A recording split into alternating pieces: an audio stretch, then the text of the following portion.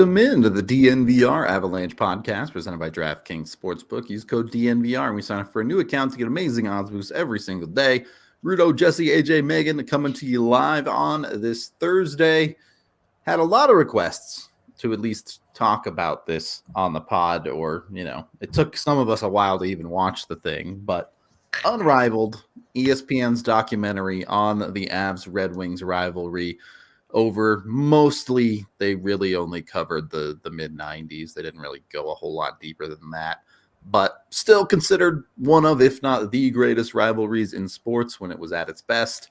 I will put it this way. I actually really, really liked the first 2/3 of this documentary. I thought it was pretty good. Yes, sure, maybe it was through the lens of the Red Wings a little bit more than the Avs, but I think they did a good job of getting both sides in for most of it. I really liked it. And what you just said there, dude, I mean, getting to rewatch this and kind of like relive that, there are currently a lot of fun rivalries in sports, and, it's always, fun to see a couple certain teams get together. But I think you're right, Rudy. Like, I genuinely don't know, especially with the way the world is now and just the way that younger athletes are now. I just don't know if you'll ever see in all of pro sports, not just the NHL or hockey, but two teams that have like a genuine hatred for each other, like you did for those few years there with the Avs and Red Wings, that really, bred the rivalry that I think for fans it's still there. But I mean, it's totally dead on the ice. I seriously, like they actually hated each other like as people. I think it's going to be a reemerging theme for me on this pod because I didn't move to Colorado until 2005, and I didn't go to my first hockey game until 2007. And so I did not live through this time and this era of hockey in real time, and everything I've come to know about it has been retroactively. So I thought that this was really cool because my introduction to this rivalry was through the Avs fan base and how they felt about it, how they talked about it. And so the slight Red Wings slant was actually helpful to see maybe another side of things that I hadn't really been exposed to. And I just thought it was cool to have a documentary covering this topic at all. So I really liked it, especially the beginning parts. I thought it really built the hype around what these games meant to both teams, to even the cities. I liked seeing shots of the crowds and the different signs that they were making. Because it felt like I was in the arena there with them, and that's something that I won't ever get to have experienced. So I like that. Really big parts of the worst parts of my personality were developed through the lens of my hatred of the entire city of Detroit. As the elderly one on the pod, I was the one who remembers this like vividly. And my first ever hockey game was Avs Red Wings. Me too. I went to two of those postseason games in that series. A lot of my formative, my love of the game and what kind of put me on the path to even being here today started with that series, and started with everything. I still, when I play video games, I won't be on the red team if I can avoid it. I don't like the color red in any way. I see it, and I just no respect. No, I don't want any part of it. So I'm gonna be the one, I guess, that carries the hatred on the pod. Because as much as I do agree with Jesse that on the ice it's a dead rivalry, and it really has been for a long time. Been dead for close to a decade at this point. point. Moving to the east. Hard. Yeah, I mean, they wanted to get away from Colorado just as they were getting bad. So, classic coward shit. They don't like to take care of things on the road. So, I really resonate with what Rudo said, that the first 2/3 of it. I really liked the first 2/3 of it. I thought it was good. I thought it was. I'd heard from everybody that this was like a Red Wings documentary, and it didn't really feel that way to me until the end. Yeah. And I will tell you though, when it starts and you have this fucking middle-aged dork who's trying to tell us that this was one of the greatest days of his life was fight night in Hockey Town. That was wild. I was like, this guy's a fucking loser and should not have been interviewed for this. I had that immediately. I was like, that's a jump. And there's no doubt that they fleeced that guy for VIP tickets to that event or whatever. I was no respect. No, the people that went to that event, dorks. And not in like the lovable way. I just no that for that to become a big part of their identity was fucking goofy to me. See, my kids will never eat Little Caesars either because Little Caesars just isn't very good. You know what? Those breadsticks are bomb, but Never had pizza, them. I've only had the pizza, and it's not good. Straight cardboard, man. Hannah used to live real close to one, and her and one of her roommates used to always think, "Oh, well, it's the $2 cheese Tuesday special." I'm like, pass. I'll eat the $2 instead. I loved that hot and ready was like a selling point. Like, oh, your pizza's hot. It's been sitting there for 4 hours in their little warmer. Like, oh, it's ready. Ready to eat. Wow. What? That makes you exactly like every other pizza chain in the world. Outside of Papa Murphy's, it's right. Like, in what way does this separate you?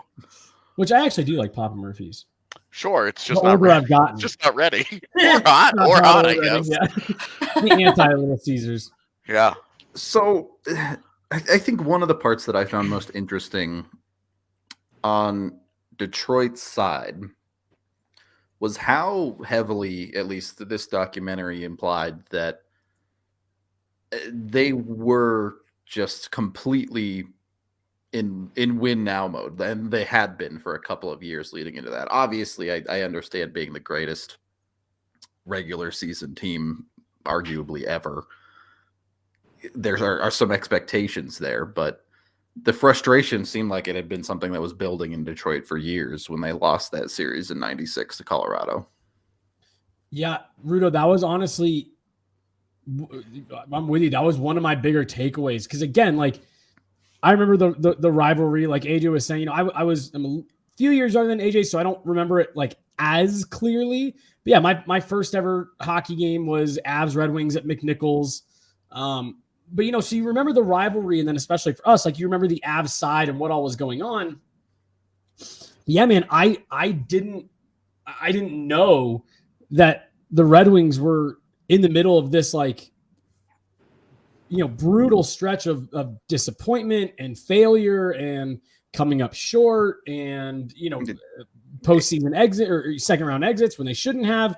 I never knew that was part of what like started the hatred on their side was, we're trying to get there. We're trying to get there. Now you have this, this team from Colorado, not an expansion team, but relocated, new franchise, knocking you out in the conference final. And then obviously everything that happened with it. But I did not realize that there was such a stretch of frustration for Detroit leading up to all this. Yeah, it's an interesting one too. It does feel like that Avs loss was somewhat similar to Tampa Bay's moment against Columbus. Obviously a little bit different conference finals, but it could have been a turning point in Detroit history where they decided this team doesn't have it together and retooled, but instead they mostly kept the team together and built off it. Obviously it worked out for them. Getting into the actual conversations that they had on the show. First of all, I think, again, in the first 2/3, I think they did a great job. They had plenty of Avs and Avs-sided people on the show. They allowed the Avs people to talk about their viewpoints of it. And, they had Foote come on and talk about the Kozlov hit that really, in the Avs' mind, started everything. So I really Burke calling it incidental context blew me away. Yeah. That was the crazy part for me about what Brian Burke added was because he kind of like starts the statement by talking about like the old standard of Department of Player Safety, which like you can wrap your head around. It's like, okay, old school standards. They didn't really understand. But yeah, then it was the way he like kind of went on to talk about it. Like, honestly, there was really nothing wrong there. Anyways, like, don't really see the issue. It's like, oh, so that's not an old. I thought he was like talking about like, yeah, can you believe it? We didn't suspend him for that. And then he kind of doubled down. I was like, and it was probably the right call in retrospect. Cool. Yeah, I will say, as much as George Peros running the Department of Player Safety has been a lightning rod of controversy every year, boy, does it feel like it's so much better off than when Brian Burke was running it. I mean, just given his thoughts on things and how he was approaching it, and it was just like, what a gong show. Player safety Player in the safety 90s was was. basically a no. Like, it just wasn't. Player what? Oh, yes. No. Safety. You're less than 10 years removed from making guys wear helmets. Like, Yeah. Also, you bring that up, but also a quick thing that I thought was interesting was they brought on that columnist from Detroit Yeah. who wrote the whole thing. I don't know if you guys, when they were talking about the wanted poster that they made in the paper based on that guy's column, but I paused to read it, and they had one of the things in there was that they dinged Claude Lemieux for wearing the visor. And I thought, wow, That's it's been aged things, like milk, baby. Well, yeah, it's been like it's just like a thing that we've gotten so adjusted to now that it's required that when I read that, then I realized how out of place his visor did look when you were surveying, when you like looked at the rest of the ice and you were like, right, this wasn't the norm. And he was nobody thought Claude Lemieux was soft, but it was weird that they dinged him for that. It was considered a soft thing to have the for visor. such like a tough guy. And it was really just one of those like, wow, the game has changed a lot. Like just a striking moment where I was like, okay. Yeah. It's hard because, you watch hockey for long enough and a lot of things just start to blur and blend together. But in that kind of moment for me in the show, it was just some B-roll of one of the playoff games, and they cut to the ref who's not wearing a helmet. And it's like, oh shit, okay. Yeah. People were still doing Dvorsky standing there not seeing anything happen, not calling anything, just letting it all get out of hand. My big takeaway here was I actually felt terrible for him. Yeah, the impossible job. Yeah, I felt terrible for him because that was before they started putting two refs on the ice, and he was like the guy, and he had to see all that. And it was interesting. They brought up the kneeing incident where McCarty tried to knee Lemieux when he was down against the boards, it's and he pretty was like, clear on the replay. yeah, well, and like they kept, they isolate it and they, dark screen with the light bubble and they show it and all that. And it was interesting because when they were first showing it, I was like, did he try to knee him? And then they brought it up a minute later and I was like, he totally did. And like, up until that point, I was like, I'm coming out of this documentary liking Darren McCarty. Like, I was like, my respect for him, like my like for him had gone way up. Even because you understood where he was coming from at every point, at every turn. Yeah. I understood where Darren McCarty was coming from. And I think we should probably take a break before I get on this tangent. Yeah, we should. But like, it was pretty interesting. The evolution of my feelings on Darren McCarty from when I first started watching it to the midpoint to I got to the very end and was like, huh. Okay. Well, then I'm pretty conflicted right now. your opinion, not yours, but like the proverbial your opinion of Chris Draper goes like the other way too. That's why I laughed so hard to see your tweet, and I'll let Rudo do his read. But it's just so funny. Those two guys who, at least for me, they kind of like my opinion of them kind of like flipped throughout the documentary, but we can get into that. I also just Kirk Maltby, no show, didn't want to participate. Yeah. Like the witness to all of this, the other guy that was on the same line with them for all those years, just not available. It was such an odd absence to me that the grind line was like their whole thing, and then he just wasn't around. Well, the Red Wings have been absent from the playoffs for a few years now, so they need our new sponsor, our official golf apparel sponsor, Pins and Aces. When you're on the golf course early in the season, you need a lot of golf clothes. So get on over there. Pins and Aces are official golf apparel partner now. They got everything. Whether you want clothes, they got polo shirts, they got hats, they even have golf bags, and maybe their most important item is their beer sleeve. You can just stick it right in your bag. It stores 7 beers, keeps them cold for you. Little incognito too, so you can get them onto the golf course, because that's just a thing that's accepted in the golf community, is that you smuggle beer in no matter what. I don't understand, but that's just what people do. So yeah, Pins and Aces has you covered on that one. Be sure to go to pinsandaces.com. Use the DNVR code when you check out to get 15% off your first order and get free shipping.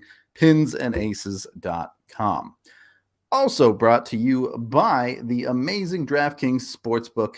You go over there, you get your bets in, you get a ton of money. When you are a new account and you sign up with code DNVR right now, you can go over, you can bet on the return of football, and you can get $200 in free bets. Super easy. Don't even have to get the bet correct. You just get $200. You're throwing down $5 on some opening night football action. Super easy. They also have the free win promotion, where if you do want to bet on football the first week and your team gets up by 7 at any point in the game, they don't have to win. Just team has to get up by a touchdown and an extra point, and your bet pays out.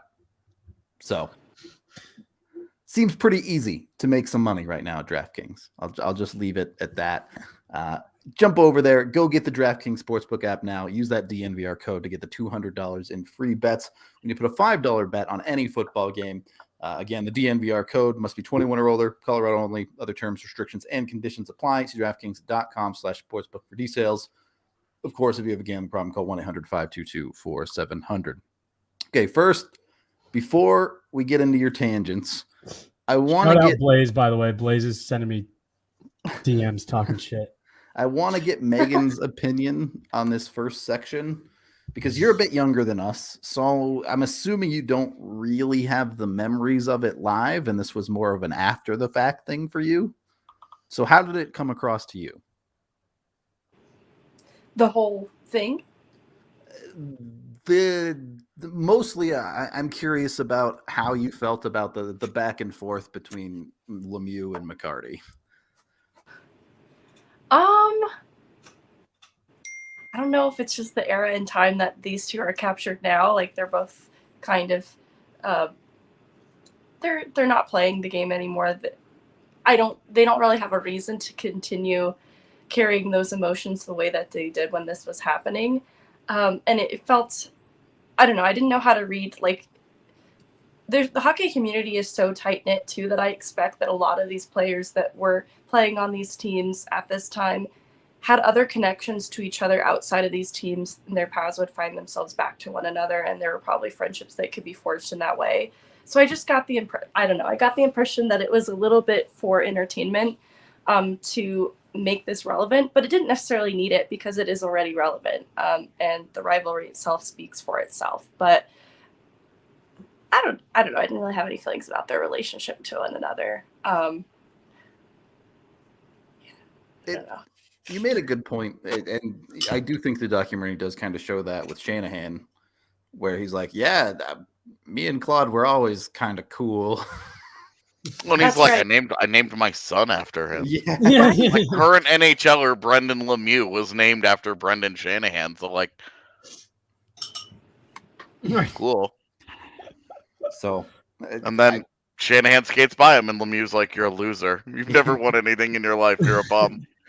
Well, see, and actually, that right there is, I actually thought that was such a fun little detail, because even in today's NHL, where things aren't nearly as violent, you hear about guys doing this kind of stuff all the time, and like I can speak from experience. Like, there are guys that you meet throughout your whole life, growing up, and it's not exclusive to hockey, right? It's sports, it's all, it's all kinds. It's any type of competition, anything where you're competing against someone else, where you can be cool with someone, you can like them, you can be friends with them, but when you're a competitor and you step onto whatever your playing surface is, the ice, you hear guys say it all the time. That stuff stays on the ice. Like, there's kind of a different reality in terms of that kind of stuff, where who you're friends with, who your buddies are.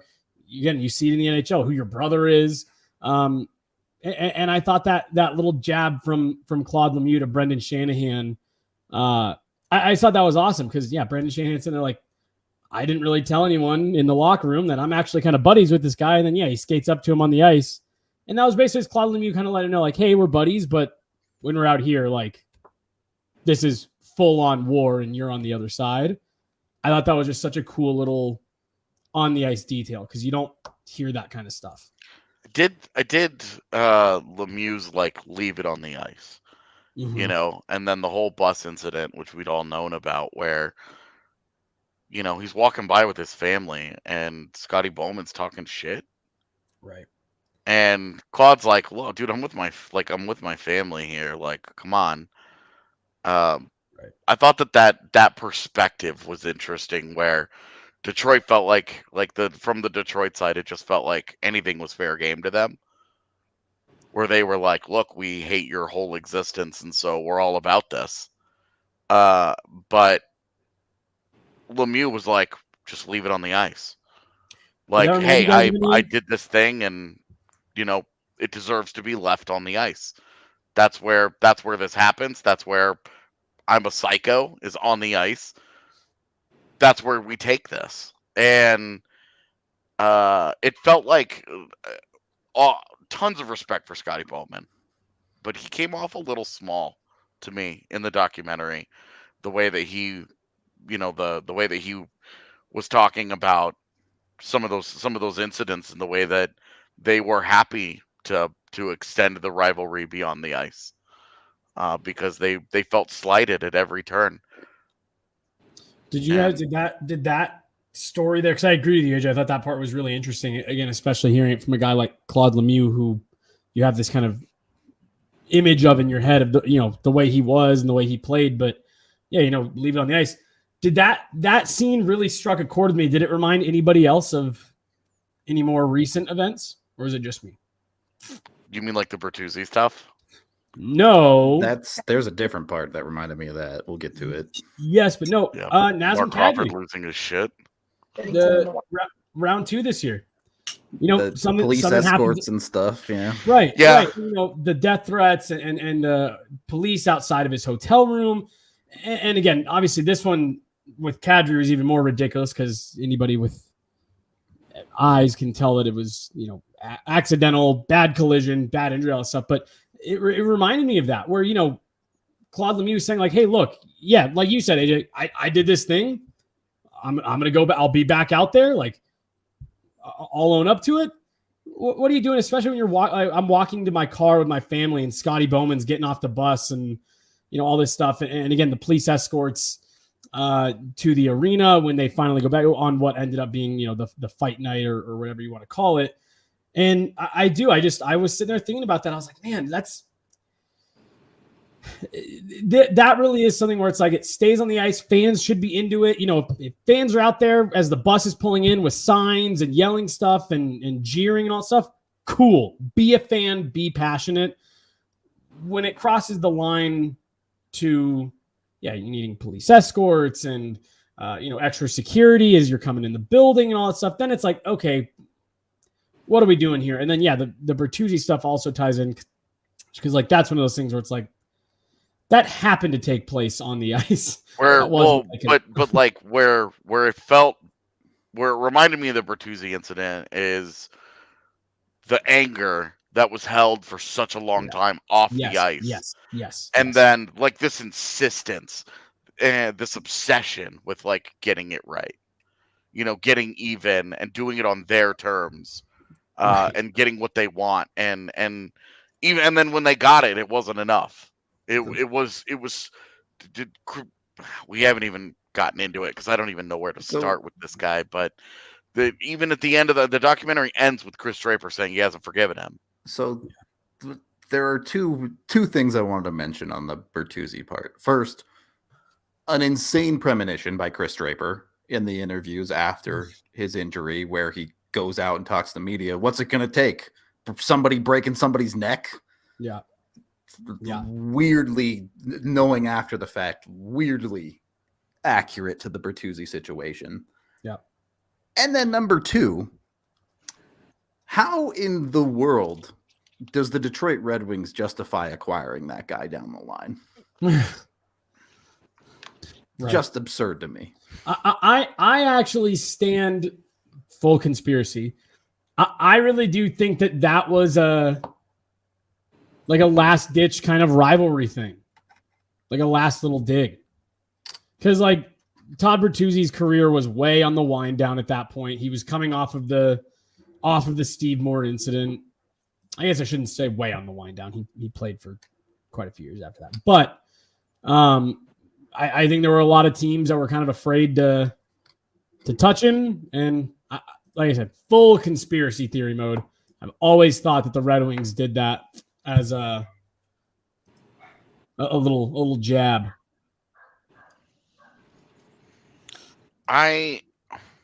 Moving away from that, but I wonder if Chris Draper's watched this. I kind of doubt it, but obviously I don't know. Like I'm curious because I don't know how. I was blown away consistently at how at every single turn he got smaller, and it was just like up until the hit. The hit happens. Lemieux smokes him. It's a dirty play. He's got like every reason to be upset, right? And they're talking like Darren McCarty's talking about how tough this guy is because he gets up and skates off. And it was like that was like the last time that you can say Chris Draper ever did a tough thing in his life, based on this documentary, because basically everything after that was soft as hell. Yeah. Because I mean, he gives an interview after. He's like, "Look at my face." He's like, "I can't even talk," and I'm like, "You're giving an interview.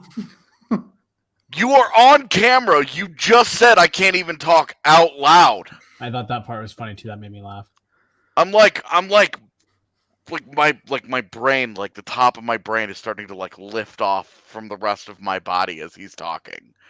And then like they're cutting back to like present day Chris Draper where he's like, "Wow, I mean, it's just ridiculous." And you're like, dude, like, is this happening right now? This is so weird.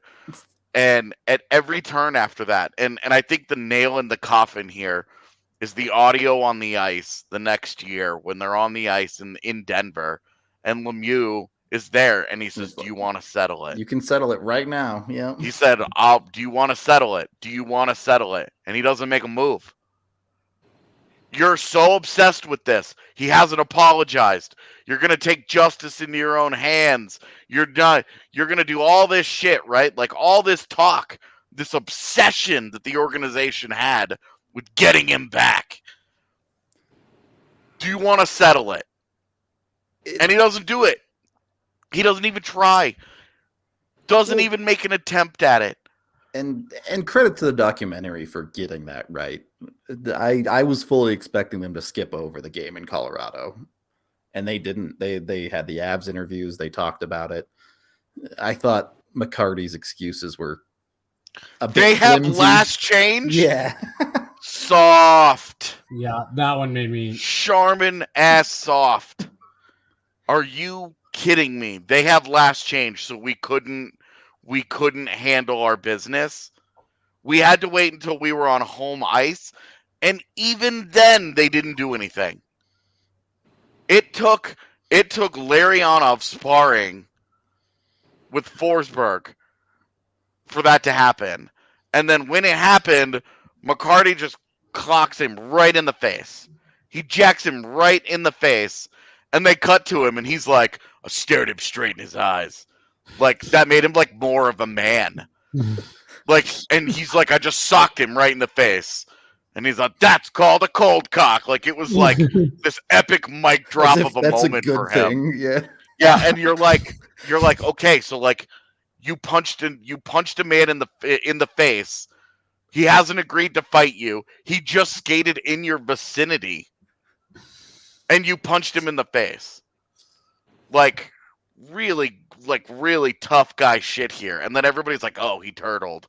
And it's like, have you ever been punched in the face before? Have you ever been in any kind of a fight, let alone on ice? Well, like what is he supposed to do? Darren McCarty's not like letting him up. He's just punching him repeatedly, and then he pushes him into the boards at his own bench, tries to knee him in the head, and then just keeps going. And then you have the whole Mike Vernon thing. Well, it's really the Shanahan thing to me, because Shanahan's the one who like sells out to keep anyone from getting to Lemieux. And that cool. I'm good with that. But Mike Vernon is pulling on Adam Foote, who's on the ice, and it's like Shanahan and Vernon are going after Foote until Wald like pairs off with Vernon.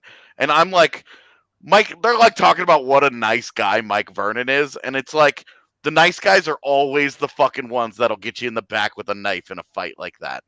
Like that's how because they don't get into confrontation, they don't know how to do it. So Mike Vernon's like happily like, yeah, Adam Foote's on the ice, like, yeah, let's get this guy.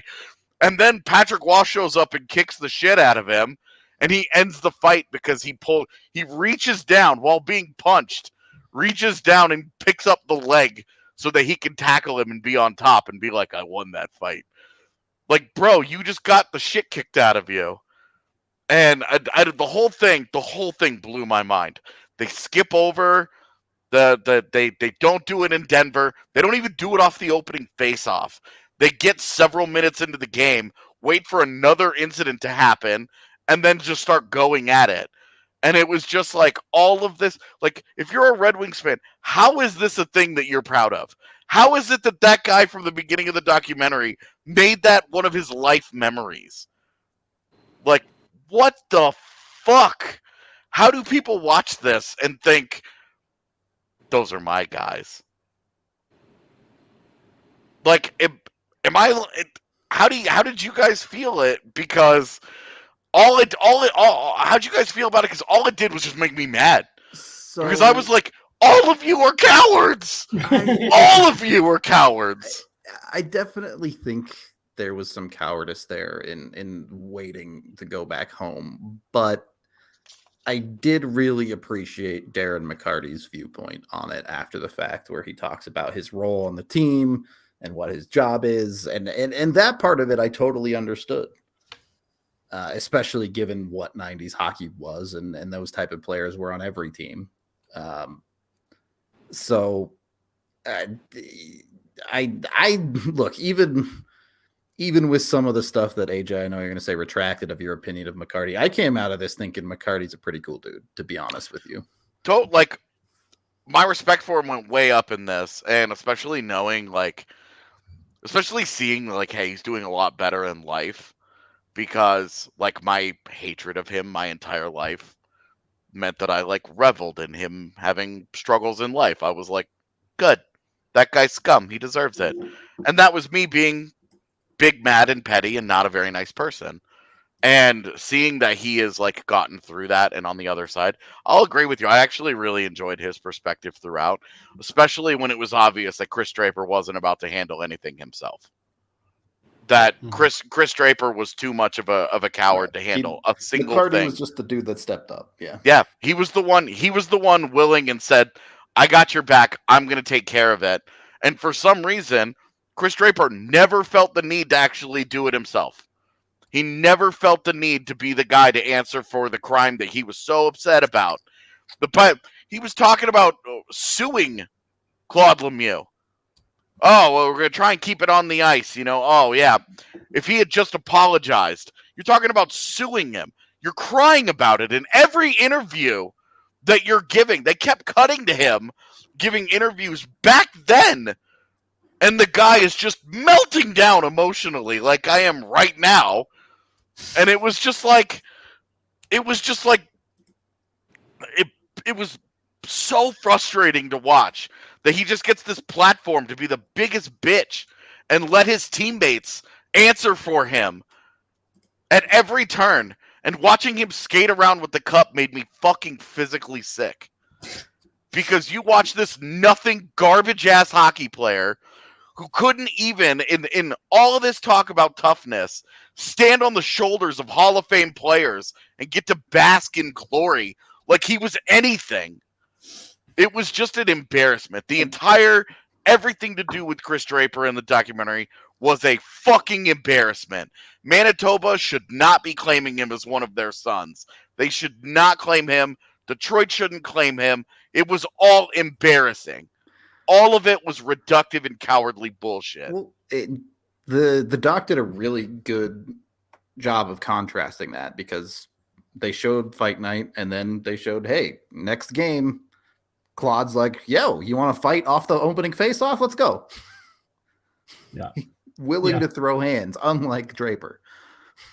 Well, it was funny because, we were talking about the documentary, I think yesterday or 2 days ago, just amongst the four of us, and the three of us who had seen it made a comment about Chris Draper, and AJ was like, I mean, I don't know. The guy got his face kind of rearranged, and we were like, we hear you. That was all how we went into it. And then you just watch it, and honestly, dude, my biggest thing was, again, just like the grudge that he seemed to hold. And it hadn't even really clicked or occurred to me, AJ, until you started saying all this about how, like, not only did he end up not fighting, like, if it was one of those things where he was like, yeah, I was looking for him and McCarty just happened to catch him before I did, that's one thing. But the fact that he just continually backed down, shied away from it, and then, wouldn't shut up about it. Right. And, he was like, I'm glad it happened because everything that happened after, I wouldn't change a thing. Have you forgiven him for it? No. Oh, he's never apologized to me for it, but he was the classy one at the draft and shook my hand and introduced, and I wondered if that's all there was to it. Couldn't even handle introducing his family to Claude Lemieux. What was it, like 25 years later? Right. 30 years later, something like, could not even handle introducing his family to it without being like, was there something more there? Like, are you a teenage boy who just had a girl talk to him for the first time? How are you this in your head about this, dude? Like, have you not moved on from that moment at all? Like, Megan, it was you just like you had something to say down there. Well, so I wasn't involved in the emotions of this when it happened, but I've been on the receiving end of Red Wings fans messaging me on Happy Turtle Day, and I just didn't look in on this situation as something that I feel secondhand embarrassment for Lemieux on. In how he handled this, he didn't face the retribution with the honor that he probably would have liked to, and how he physically responded, but I just don't even feel embarrassed by it. It's not something that can be weaponized to me as a fan to feel embarrassed for Lemieux by, but seeing Draper react to it the way that he did, it strikes me as someone who complains about their problems to everybody else without confronting the person they have the problem with.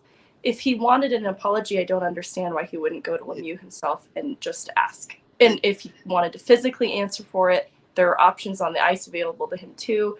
And to carry the resentment that he does for as long as he has without doing anything about it to help himself, he chose not to solve his problems. Right. I think part of the respect for McCarty and Lemieux, especially coming out of this, was I don't love that McCarty was so happy about it, but he didn't beat around the bush. He was like, yeah, I punched him right in the face. And then I continued to beat the shit out of him.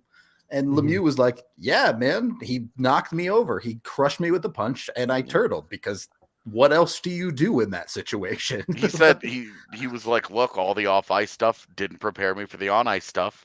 And when it happened, they came hard. Yep. And it was respect, because everything was settled on the ice between those two. And that's where you see the difference, is that when they got off the ice, they were adults about it. And when Chris Draper was on the ice, he was a coward. And then when he got off the ice, he was chatty. Yeah, he wouldn't shut up about it. Well, the turtle thing, AJ, you were talking about this a minute ago, but you were on a roll, so I didn't want to interrupt you. And then Megan just mentioned it, with the whole like Red Wings fans who think that that's some kind of like show of defeat. I just always laugh, because the one that I always think of is the Zadorov hit on Mark Scheifele, where he gets jumped from behind, and you see Winnipeg fans on Twitter all the time talking about how he turtled. And yeah, you said every year on the fight night day, Red Wings fans say stuff. But I just laugh because AJ made the point earlier. Like, I don't know. Like, now I've never been punched in the face probably as hard as Claude Lemieux got punched by Darren McCarty, but getting punched in the face when you're not expecting it is pretty fucking disorienting. And especially when you get hit that hard, and then suddenly you're down on the ice in the most vulnerable position known to man. Find me one person on earth, the toughest guy you can find, that wouldn't try to protect their head and face in that situation when you are completely defenseless. Like, if you can find someone who's just going to lay there and just get fed in the mouth, like that's a lunatic. These days we get UFC fights every weekend, and if that happens, the fight is over. Right. That's it. Yeah, they don't give a chance to turtle. They just end the fight. It's done. Like, I've never understood why that has been such a, such a thing that people criticize. Oh, he turtled after he got sucker punched from behind. It's like, yeah, that sounds about right. I mean, like, respect to Darren McCarty for being like, I jacked him in the face. LOL, what can you do? Right. He was like, look, I had a job to do. I wanted to punch him. He was right in front of me, so I fucking punched him. And it was like, okay. And like Lemieux turtling and like McCarty doing what he did. He said he was going to do it, and he did it. And then he moved on from it. And then he went out and he scored the game-winning goal. Like, that's big dick energy right there. That was like a dude handling his business. Where was Chris Draper in all of this? Mm-hmm. Because that's the guy who got rocked, and this whole thing started with him. And you're like, where are you, dude? Yeah. No, that's an even better point, AJ. Again, like, the fact that he did that, then goes out and he, like, Darren McCarty almost kind of made it, not intentionally, like it almost kind of became about him and Claude Lemieux more than it was Chris Draper at all. Great point. All right. We are brought to you by Breckenridge Brewery, the official beer of DNVR. You can go get yourself some at your local liquor store. Go jump on it right now. They have dozens of flavors to try. And you may not know this, but pretty much every single person at DNVR that's not currently on this podcast is working to get the bar into tip-top shape. This makes us sound like major assholes. I was going to say, yeah, way to fucking sell us out there. Hey, I'm just being honest, all right? But the bar's coming. The tweets are out there. We're opening very, very soon for the DNVR Bar 2.0. I'll let you in on a little secret. Tonight, we get to go taste test the new menu. So when we start ranting and raving about food tonight, you'll know why. Somebody in chat did ask about if there are more vegetarian options. I don't know. We'll tell you after the night. Yeah, we have not gotten a chance to see the menu or really know anything about it other than apparently the nachos are dope. Like, that's literally all we've got so far. So hopefully we'll have some more information after that. We are also brought to you by Green Mountain Dental Group, best family dentist in the Denver metro area, just 15 minutes from downtown over in Lakewood. You can go get a cleaning, x-ray, and exam with them, and you get a free Sonicare toothbrush just for taking care of your teeth. So hit them up. They're great at what they do. They'll send you reminders of when you need to schedule appointments and when your appointments are. They take great care of you. Third period of the DNVR Avalanche podcast presented by DraftKings Sportsbook.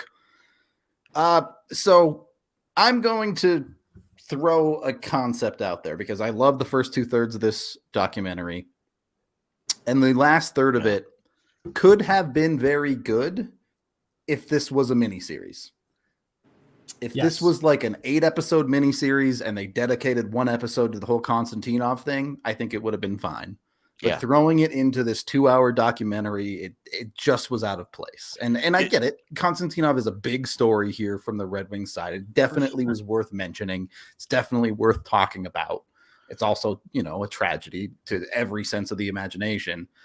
But it was an extremely weird fit in the rest of this documentary with how focused in they got on it. That was my thing on it. Sorry, AJ. I saw a bunch of people get upset on Twitter. Oh, it's turned into a Red Wings documentary. Like, I get it. I understood why they had the content there. Like, I understood why they wanted to tell that story. It just felt like a weird place to do it. It just wasn't about the rivalry. Like, it was a documentary. Right. The documentary starts with Detroit losing to New Jersey and the Nordiques moving to Colorado. The foundation of the entire thing is the rivalry and how these two teams came to cross paths. And the fact that they didn't lean, it turned into more about Chris Draper and Darren McCarty and less about the 20 Hall of Fame players that played for the two teams between 96 and 2002. It just briefly, and now, like, I'm glad I didn't have to relive it, but the fact that you don't mention the 2002 Western Conference Finals where the Avs blow a 3-2 lead and get smoked in Game 7. That effectively ends the rivalry. Mm-hmm. There's no mention. There's in passing a mention of, hey, they won another cup later. The Avs also won another cup later. But we're dedicating 20 minutes out of a 127-minute documentary to Konstantinov, which was a driving force in the back-to-back title defense for the Red Wings and was an important part of their emotional story, but had nothing to do with the rivalry. Well, if you're trying to tie it into the rivalry, okay, you can have the Konstantinov conversation and then you can compare it to the Bork conversation. Exactly. On the That's how I felt about it. And they gave Bork 5 seconds on the show of him lifting the cup, and that was all that they talked about it. I also thought that, hey, if you're going to talk about this, then the Bork storyline, which isn't the same, obviously. Of course. Obviously, we're not saying that those are the same stories. But when you're talking about emotional driving forces behind teams. Exactly. The emotional catalyst that pushed them forward, and it really felt like they did not, getting Claude Lemieux, getting Patrick Waugh, getting Brendan Shanahan. That should have been, in my opinion, the one thing if they cut out the Konstantinov stuff and they dig deeper into two GMs who are in a constant arms race against one another. Not even worrying about the Dallas Stars, who obviously ended up being a thorn in Colorado's side, but we're talking these two teams, these two GMs were in this arms race of greatness all the time, with each other, just trying to one up the other one, okay, what do we need? Okay, we need to go and get Dominic Hasek. Okay, well, we're going to go get Ray Bork and Rob Blake. Just the way that these two teams just continued to find ways to level themselves up and force the other ones. You don't ever talk about, oh, there's an era of dominance.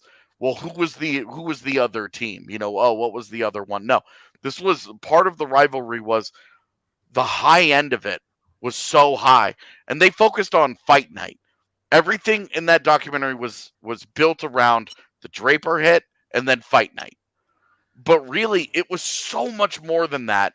And that was the part of the story that I felt got left on the cutting room floor in favor of the tragedy porn, which is just a thing that ESPN now does at every turn. You watch the first round of the NFL draft, and instead of it being like, here are his measurables, they're like, here's the horrible life story that he has attached to him. Let's all, and like, instead of it being like, wow, a celebration of what he's overcome, it just feels like they're exploiting the tragedy of these people. It felt like they were exploiting the Konstantinov thing at the expense of a fuller, more well-rounded story. It certainly lacked the minutia. I think they could have gone significantly deeper into the Sakic versus Yzerman thing. Two guys who are seen as the all-time captains of their franchises, essentially, and both went on to be GMs of their organizations.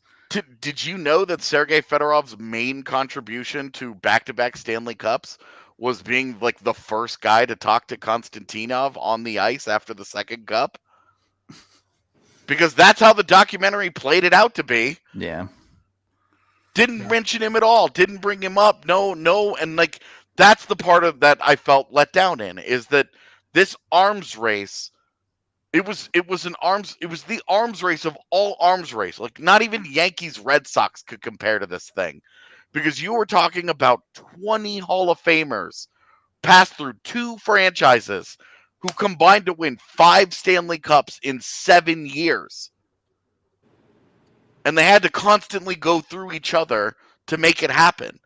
How is that not a bigger part of this? Yeah. It's a great point. Yeah, again, it's a good point. Because you really do, like, the documentary kind of makes you forget that point. It really does make it feel like it's, oh no, it all stemmed from this. It was that, in addition to everything you were just saying, AJ, about, well, these are 2 unbelievable teams. I think it comes off as a little bit brutish. Not that it wasn't. Don't get me wrong. The fight night stuff absolutely was, especially in the modern day. I think a lot of people look back at that and go, this is gross. But it skips over so many of the parts of the rivalry. And I think a lot of people have lost this side of the rivalry. Like, people always bring up the Sean Avery incident, right? Where they say, you don't get to talk to Mr. Sakic.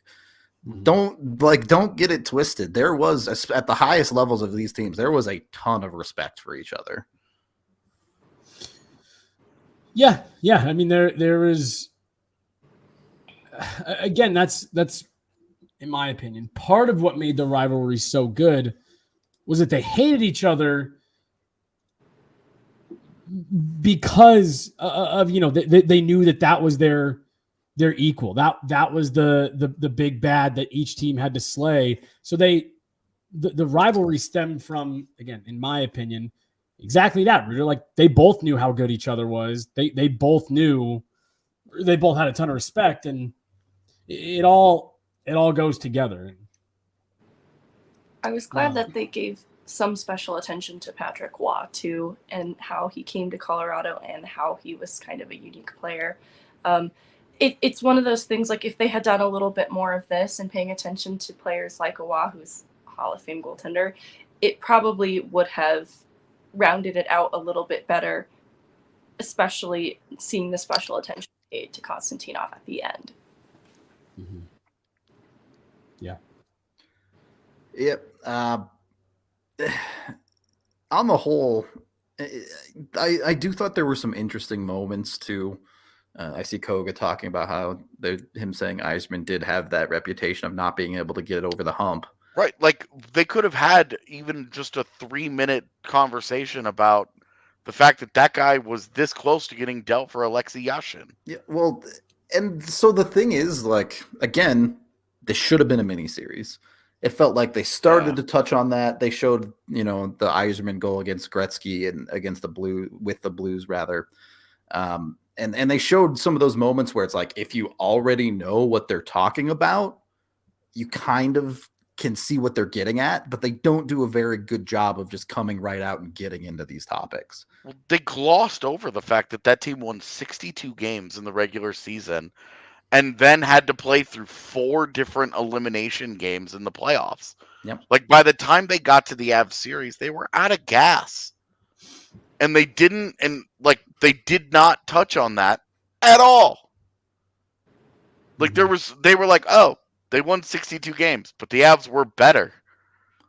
And it was like, I mean, they just, it was an interesting storyline. You're talking about what is still, I think, the greatest regular season in NHL history. That Red Wings team. And they just glossed over what a buzzsaw they were, what a powerhouse they were. You know, what an unbelievable, like, these guys destroyed the NHL during the regular season in a way that has never been done before. So the Avs, like, oh, hey, like, Colorado's good. Like, Colorado was good, but Colorado was not favored in that series. Colorado was not given a ton of respect in that series. Colorado went out and took that. All the accolades and all the love and all the everything is retconning how that happened. It's retelling history, knowing how great they ended up being. But it just wasn't. It wasn't like that then. That it was all Red Wings, and they survived the great one who had helped St. Louis push the greatest team to the brink. Well, now it was Colorado, this new team that we don't know a ton about them. We'll see. And it ended up being the beginning of that rivalry. But, like, again, another part of the story that was interesting. They just glossed over it. They didn't even mention the fact that the Nordiques were exceptional the year before they moved. Yeah. And that they were, like, on the up and up. And that they had their own major postseason disappointment before that. Like Joe Sakic was interviewed a bunch and was a bit player. Steve Yzerman was interviewed a bunch and was a bit player. It was all about Chris Draper and Darren McCarty and Claude Lemieux. You're talking about 2/3 of their third line, of Detroit's third line, and a guy that played like 4 years in Colorado or something. Like, it was so much bigger than the story that they made it. Yeah. And that's the part, like, for somebody like Megan who did not live it. Like, I'm bummed that they did such a poor job of telling the overall story of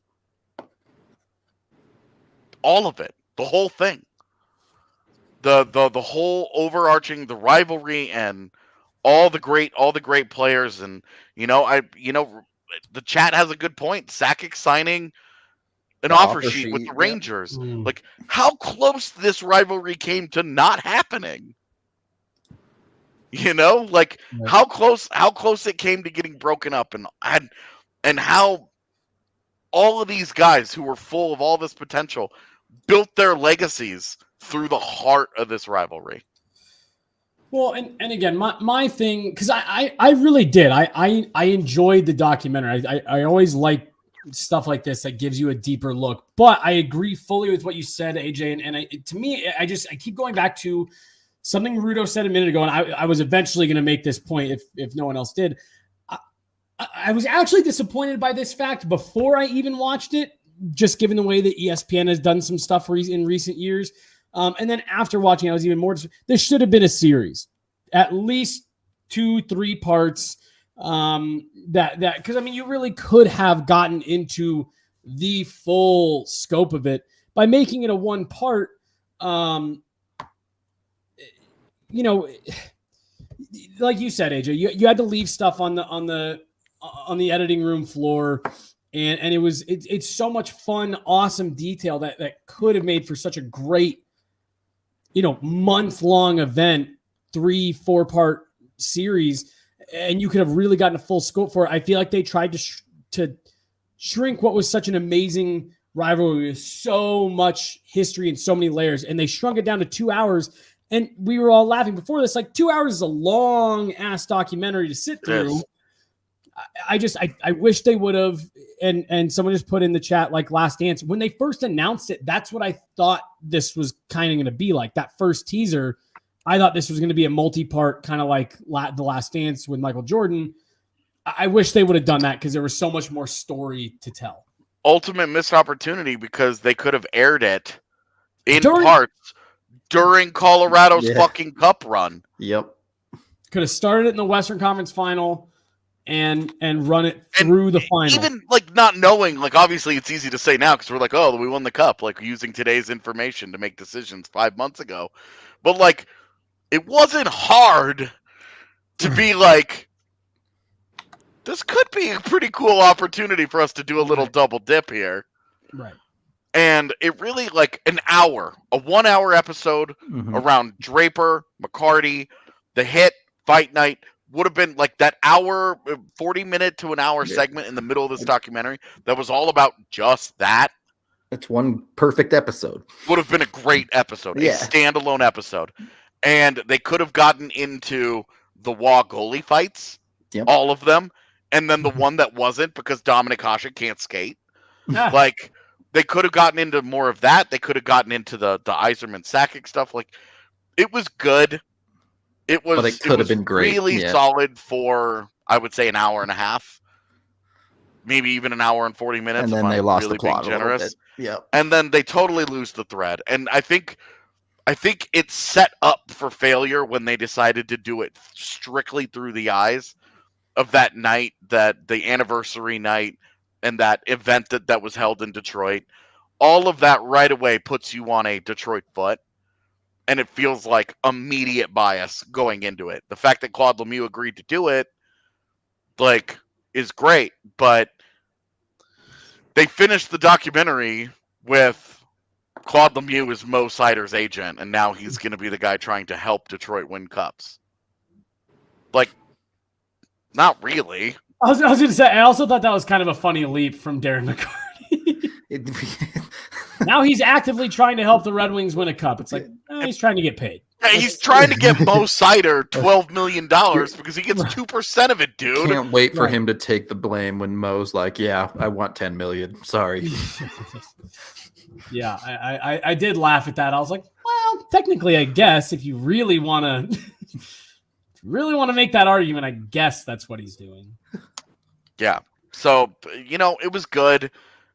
It given that they waited so long to make this, and we're what, like 5, 6, 7 years, maybe even more into the 30 for 30 world, where they've been making these excellent 30 for 30 documentaries about all different sports topics.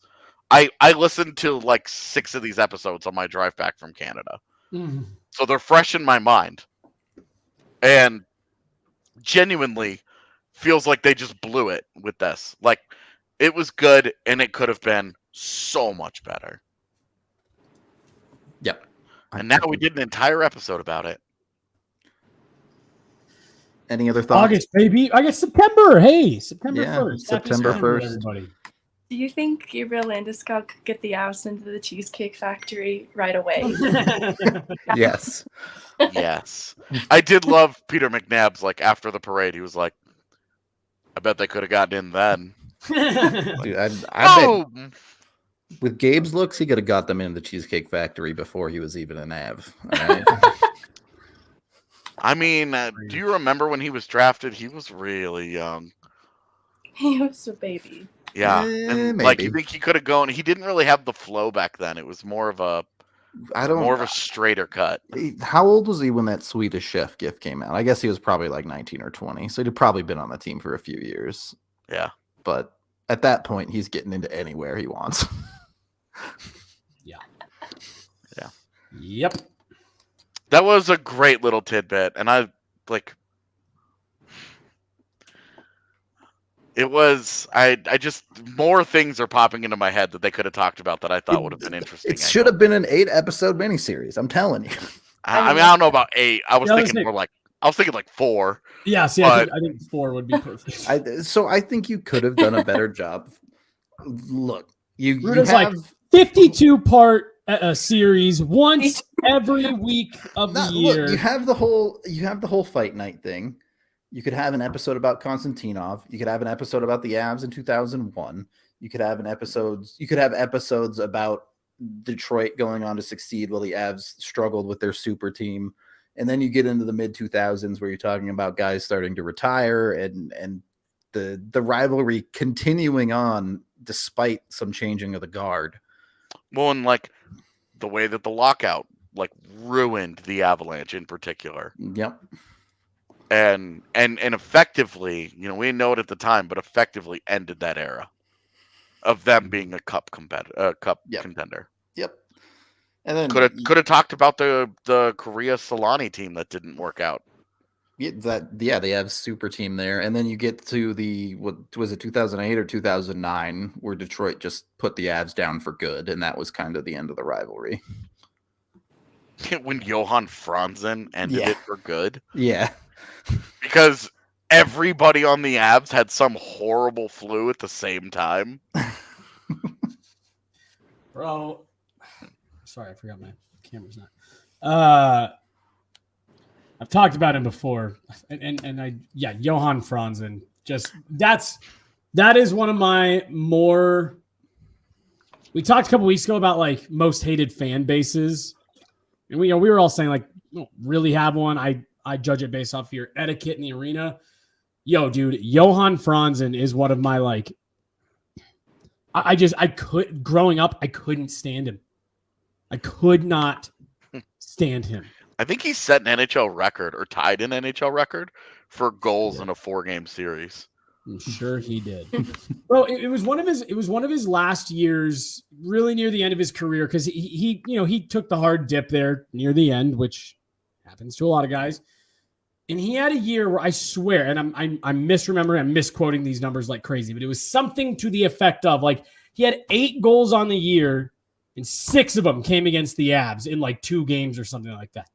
It was crazy. It was just insane.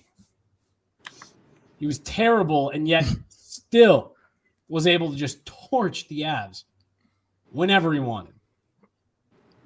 In any case, I believe it's the greatest sports rivalry of all time. If not, it's got to be top 5, no matter who you are. We're going to wrap this one up. The only other one that I think comes close right now for real is USA-Canada women's hockey. Boy, my father is a Boston Red Sox fan, so I will be okay. All right. I mean, like, there's a lot of great ones right now, but I mean, like, that's one where the girls from those 2 teams, again, like we were saying earlier, seem like they genuinely. I mean, there's labor disputes across like 3 different women's pro leagues because those 2 teams hate each other. So, like, that's a rivalry. That makes it even weirder because it's like some of the people on the same team are like, we hate each other because of the PHF versus does the NWHL call itself now? It changed its name. I forget. Honestly, I don't even know. They got to pick a name. They got to pick a name and stick with it. But no, that the USA-Canada women's rivalry is phenomenal for similar reasons, in my opinion. I wanted to actually, before we bounce up out of here today, but sure. I did want to transition this into just a quick, like, while it won't get to that level today, as we are in what we think is going to be another like golden era of Avalanche hockey. Are there any teams that really stand out as obvious candidate for like a real rival and not like a sure hated them that one year? Currently no to me, but sorry, Megan, go ahead. Oh, I was just clarifying if the rivalry was Avs and another team or different. Yes. Okay. I would say the closest is Vegas, and they're just not that close because they've completely lost the plot. Well, and that's the thing is, it's like it could have been Vegas. It probably should have been Vegas because, I mean, we've talked about it. They were this close to playing in the postseason several years in a row. It's a lot of it has been that with the Avs over this era is just ships passing in the night. It could have been Nashville, but they just stopped being competitive after that first series between them. It could have been Calgary, but Calgary and them just kind of never were destined to be against each other because Edmonton beat them this year. I think this is actually like this era where the West is going like this. Like it's just so bumpy. I think really also solidifies just how special that era was. Because I think at the end of the day, Sustained greatness. Yeah. the big thing that they glossed over that really jumped out at me at the end of that documentary was 5 Stanley Cups in 7 years between those two franchises. Yeah. Like, that is a run. Like, that is, you guys are at the top, and all these teams are chasing you, and things happen so quickly in the NHL that they stayed there. And when we're trying to project forward, like, we got people in the chat saying St. Louis got worse this offseason. They lose what was their starting goaltender last regular season. They would not have been a playoff team had Ville Husso not bailed out a god-awful Jordan Binnington last season. And then they lose David Perron, who's quietly been one of their top scorers the last couple of years. Like, the Blues took a step back. It also gets glossed over because they were in the other conference, but in that era, it was the Wings, it was the Avs, and it was the New Jersey Devils. And then there was like the that Dallas 1 year Stars. of Dallas. Yeah. It was, I mean, they stopped them in consecutive years. That it was stopped like the Avs, but like Dallas was like Dallas gets like a footnote there. Sure. You can be part of this a little. Yeah, I mean, they were like a small piece of that era. Which, Hull's foot was in the crease, so it absolutely was. But yeah, like right now, like trying to look ahead, like it could be Edmonton. I mean, a McDavid McKinnon thing would probably be exceptional for the sport to have those kinds of guys meeting and everything on the line, going for the cup every single year, having to go through each other.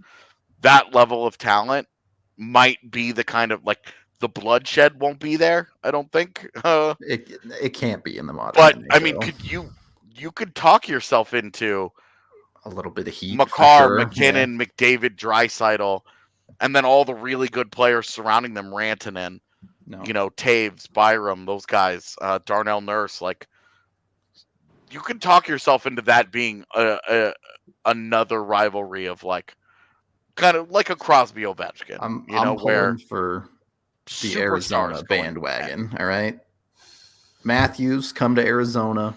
They can get Bedard. Let's go. I'm in.